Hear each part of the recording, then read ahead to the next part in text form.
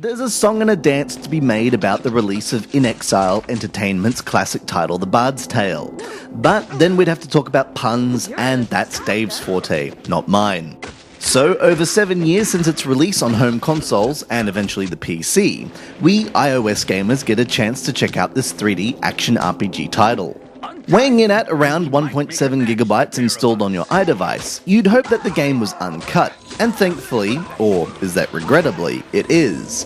What this means for gamers is a seriously adult presentation, complete with dry humour suited to a particular kind of patron, such as fans of British comedy, that pokes, prods and lampoons the genre in a way that has since become a rather regular gag. As such, it loses its sharpness, but touches such as picking up family photos of the person you've just slain, or slagging off an angry citizen only to have them attack you close to the end of the game in revenge are not lost. However, I'm getting ahead of myself.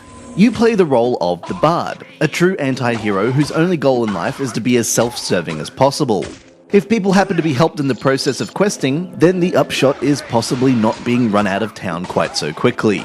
Like any good action RPG, the game revolves around its combat, which in this case involves summoning a variety of companions, the game's equivalent of magic, and wielding a weapon or two as long as you have the skills for it. Sadly, it falls into the same trap as many other titles of the day, with combat being repetitive and at times a chore as you dance around doing nothing while waiting for your summons, who are extremely fragile, to be replaced.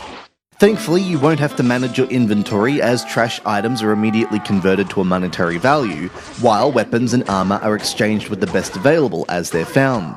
This may eliminate some fans of the genre from the field, as the addiction of harvesting various treasures can be powerful, but for those interested in the story, which is quite amusing over its 20-hour span of gameplay, it's a welcome change of pace that keeps things moving forward. Despite its amazingly adept conversion to the iOS platform, the game isn't without its flaws. Notably, the camera becomes a nuisance as it changes perspective, seemingly at a whim. Enter a building with the map oriented north, only to appear with it oriented east, while dungeons become tiresome as you constantly adjust to see where you're going. Other issues include dialogue being entirely skipped if you touch the screen, which is a shame when vocal talents like Carrie Elwes and the indomitable Tony J are on show. The Bard's Tale hasn't quite survived the ravages of time intact, and much of what was witty and charming about the game in 2004 is now droll and a bit of a running gag.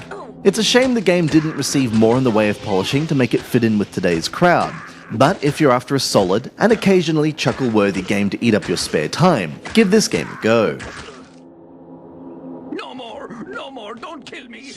I was only... This has been Andrew with AppSpy.com. We review, you decide.